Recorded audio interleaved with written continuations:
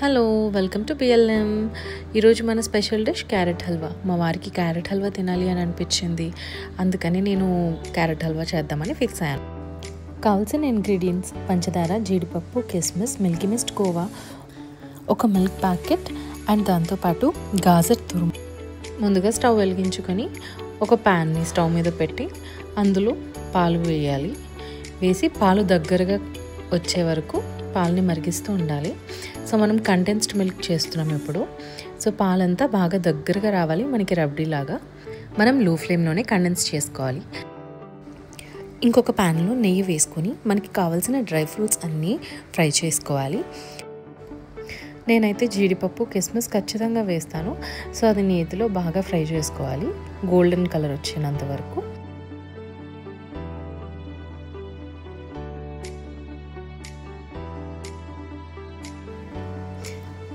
ఆ ప్యాన్లోనే మనకి కావాల్సినంత క్యారెట్ తురుమును యాడ్ చేసుకోవాలి.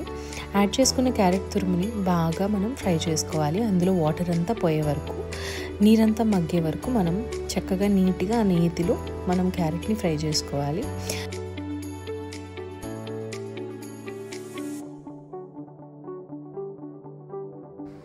మీరు కలర్ చూస్తేనే మీకు తెలుస్తుంది. సో ఖచ్చితంగా మనకైతే కలర్ చేంజ్ ఉంటుంది క్యారెట్లోని. గాజర్ అయితే చాలా అంటే చాలా బాగుంటుంది క్యారెట్ హల్వాకి.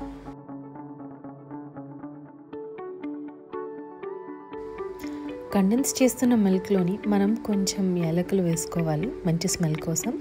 అండ్ క్యారెట్ హల్వాలోకి మంచి కలర్ కోసం అని చెప్పేసి మనం కుంకుమ పువ్వు యాడ్ చేసుకుంటాము. ఇది వచ్చేసి స్వీట్లెస్ కోవా. కోవా వేసుకుంటే ఆ టేస్ట్ నెక్స్ట్ లెవెల్ ఉంటుంది. సో ఇప్పుడు కండెన్స్ అయిన మిల్క్ని మనం క్యారెట్లో కలుపుకుంటాం అన్నమాట. క్యారెట్ అది బాగా వాటర్ అంతా పోయేలాగా చూసుకోవాలి మనం. నెక్స్ట్ దానికి తగినంత పంచదార వేసుకొని బాగా కలుపుకోవాలి. అసలు ఆ కలర్ అయితే మాత్రం చాలా బ్యూటిఫుల్గా వచ్చింది. అసలు కలర్ రావడానికి మెయిన్ రీజన్ కొంచెం అయితే కుంకుమ పువ్వు. అసలు మన గాజర్ చాలా బాగుంటుంది క్యారెట్ హల్వాకి. దొరికితే మాత్రం ఖచ్చితంగా దాంతోనే మీరు వండండి. అండ్ ఎక్కువ డ్రై ఫ్రూట్స్ వేసుకుంటే ఒక్కొక్క స్పూన్ కూడా చాలా బాగా ఎంజాయ్ చేస్తారు టేస్ట్. కొంతమంది అయితే కోవా లేకుండా ట్రై చేస్తారు, కానీ కోవా వేసుకుంటే ఉండే టేస్ట్ చాలా బాగుంటుంది. మనం దీన్ని ఒక 2 days వరకు స్టోర్ చేసుకొని చాలా హ్యాపీగా తినొచ్చు. 2 days కూడా చాలా బాగుంటుంది. మనం వేడి వేడి క్యారెట్ హల్వాని ఇప్పుడు మనం సర్వ్ చేసుకుందాం. అసలు దీంతో పాటు గులాబ్ జామ్ కూడా కలిపి తింటే చాలా బాగుంటుంది. సో వెంటనే మా బ్రదర్ గులాబ్ జామ్ తీసుకొని వచ్చారనమాట. సో దీన్ని మేము గులాబ్ జామ్తో సర్వ్ చేసుకుంటున్నాము.